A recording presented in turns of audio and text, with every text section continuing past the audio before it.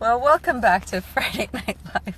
I'm just busting up because I keep forgetting that my phone's Facebook stopped letting me do horizontal mode videoing when I do my live. So I'm resituating. So I took all this effort to prop my camera up sideways and my visor and stuff, only to undo it. And so I thought I figured it out, and my phone bounced out of my hand just as I was going live. So you might have caught that. Anyway, thanks for joining me again. Sorry for all this moving around. It's bound to happen a little bit as I'm reorienting how I do things here. So many of you know that there are some very severe wildfires that are happening here in Northern California. And it's been really intense.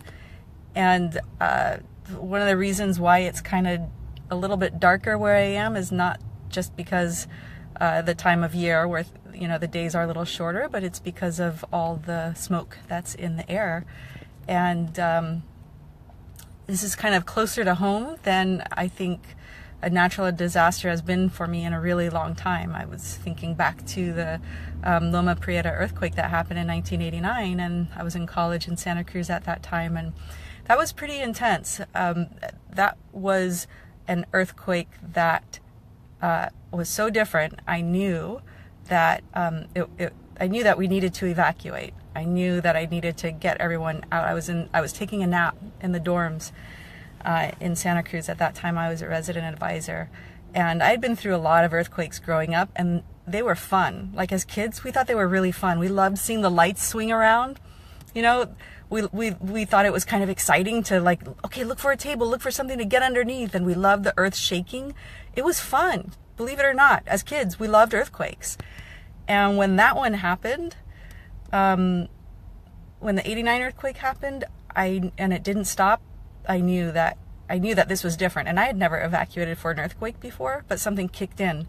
And I knew I just pounded on every single door in the dorm. So I was like, get out, get your stuff, get out. I knew it wasn't safe to be inside. And now we have these wildfires happening. And everyone's been really kind of on edge and going through a lot of emotions, including myself and my family. And people are reaching out and checking to see how one another is. And sadly, a lot of people aren't well, not just because so many thousands of people have lost their homes and their businesses, their way of life.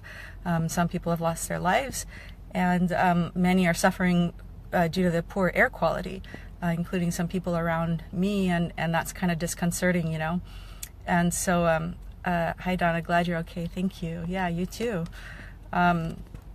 So I'm talking about it because it feels like it's right to talk about it. It's a good thing to bring up because it's on our minds, and if not here in our direct area, I know that it's made nationwide news and even world news. People are really aware that this is out of the ordinary. These fires that are going on, there's so many of them, and they happen so quickly, and they've been so devastating.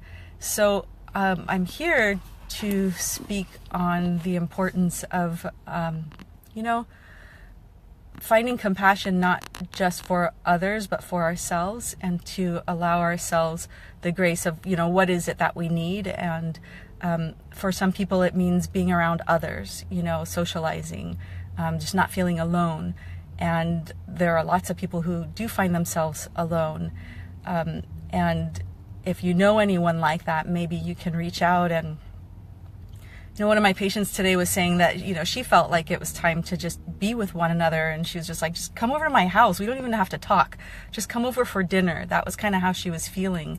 And she has a family and kids, and she was still feeling that way. I think that there's that level of, it's kind of disconcerting when the world is changing around you and we don't quite understand it. Like this business about the smoky skies and being able to stare at the sun, not for a long time, but it's like, it's a pretty orange color. That's because there's all that smoke, and when I drove into the city yesterday, I drove into San Francisco, and I couldn't see Alcatraz really. I couldn't see downtown, and it wasn't because it was foggy. It was because of the smoke. So, and now we see more people wearing masks because it's important to filter out as much as possible. It's not just like a forest fire where it's all wood, but there's a lot of toxins in the air. So please be aware of that. Just because everyone's household items, electronics, computers, plastics have gone up in smoke, and then the smoke is still around. So be wise about it. Like, I've seen some people riding their bikes, and maybe that's their only way of transportation, but hopefully you can find yourself not exercising out in the open at this time, and be aware. If you have a home gym, have you been opening and closing the doors so much that there's smoke inside? So be aware of things like that. So I just kind of wanted to put some alerts there, and then, see what you can do. I found that just, when we extend ourselves outward to see if there's anyone that we can help, it helps.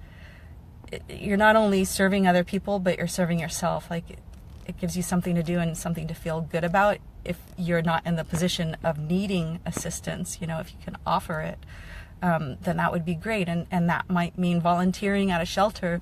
It was strange because I was all ready to give to one of our shelters, local shelters here in San Rafael, and they put out an alert like, no more donations, don't bring it anymore.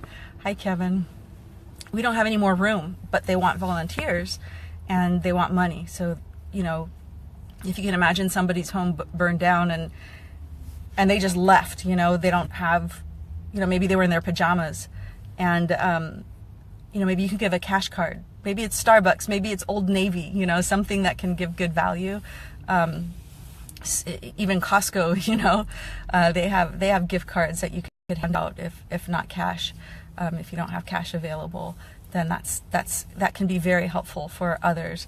If nothing else, to feel like they can have a decent meal in a restaurant, maybe, or maybe they're being hosted by friends or strangers. Amanda says, good point. I don't think people are really aware of what they're probably breathing.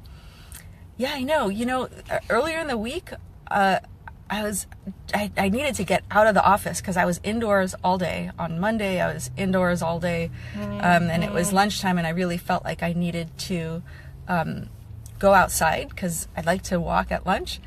And something told me, don't do the usual walk, where I'm taking a hill and I'm out there for a good half hour.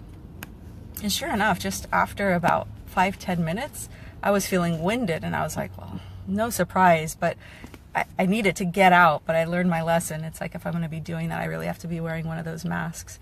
So just be aware of things like that. And if there's any way that you can help one another out, then that would be great. I was listening to the radio, and one lady was calling from Mountain View, California, which is, so Santa Rosa is where a lot of the fires happen. That's part of the area that's making the news, wine country, Napa area, Calistoga, and moving closer towards the East Bay as well. And Mountain View is in the South Bay, Silicon Valley. And this lady was saying, I'm making arrangements with the person that I work with to, so that she can open up her home to strangers, basically, who are displaced. And I'm hearing lots of stories like that. And if you're a social person, and you feel like you can contribute that way, maybe you can take someone into an extra room and into your home. I find that when there are disasters and emergencies, it's like the good comes out in people, so I think that it's just one human reaching out to another. There's not as much of a worry of like, oh no, what if someone's going to take my stuff? You know what I mean? It's just like, someone needs help, you can offer it. So those are just some suggestions that I have of, what might work well. Yeah, for helping one another out, and it's going to keep going. This is not something that's just going to be finished.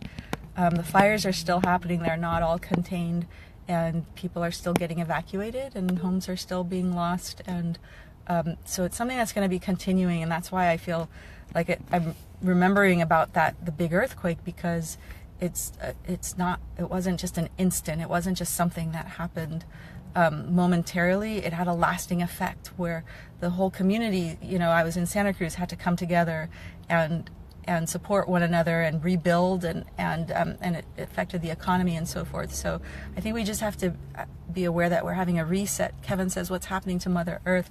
Yeah, I feel like there's a reset that's happening. There's, I think, been just a lot of discontent and fiery energy in general that's been happening for about a year now, and at least a year. And I think that this is part of how it's manifesting.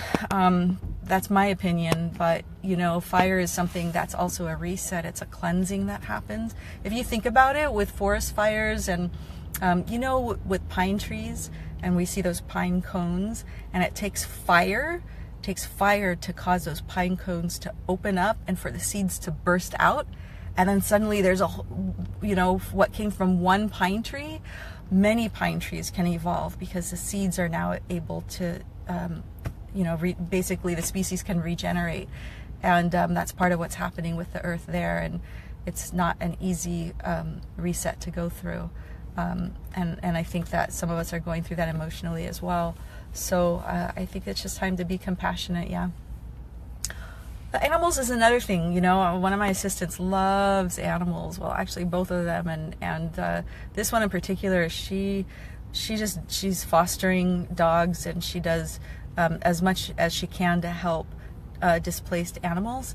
And so if you're somebody who loves animals, maybe you can be on the lookout as well. Is there an animal that you can take in? And then if you're near the fire zone, and actually everywhere in the San Francisco Bay Area, we're on warning, red alert warning. That means like have a go bag, be ready to have something packed, have it in your car or close by. And that means for your pets too. So, you know, food, a pet carrier or a little cage if you can accommodate that, water bowls, things like that, food and water bowls, because they need to be taken care of too. So many dead trees from the bark beetles, Amanda says. Oh, beetles, you said. I'm not quite sure I'm following you on that one. But anyway, those are some ideas, and now I think that Facebook is going to let me have a little bit of fun here. Are they going to do that? Yes, let's have a little laughter. How's that?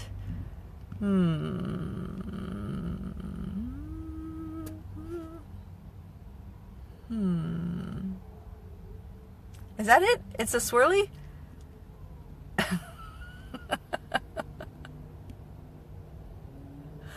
Let's see. Oh! Okay, I can change, apparently I can change my voice too. Is that it? Okay, not that one. Let's see.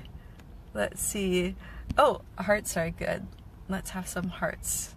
I think we can all use a little more love and some cool shades. All right, well, we can all have a good time now, and here's some doves for some peace and love to you, and I hope you have a really, really good weekend, and thanks again for joining me. See if there's any way that you can reach out and just help one another, you know, be there for each other. Here comes a good one here. Okay, apparently this effect includes sound. I don't know how I sound to you right now, but I'm having a good time and loving it. So thanks for joining me. Let's have some laughter to help pick us up, you know, and look forward to seeing you next time. Bye. Bye, but let me see. How do I turn this off now? Hold on. There's going to be oh, okay. Bye.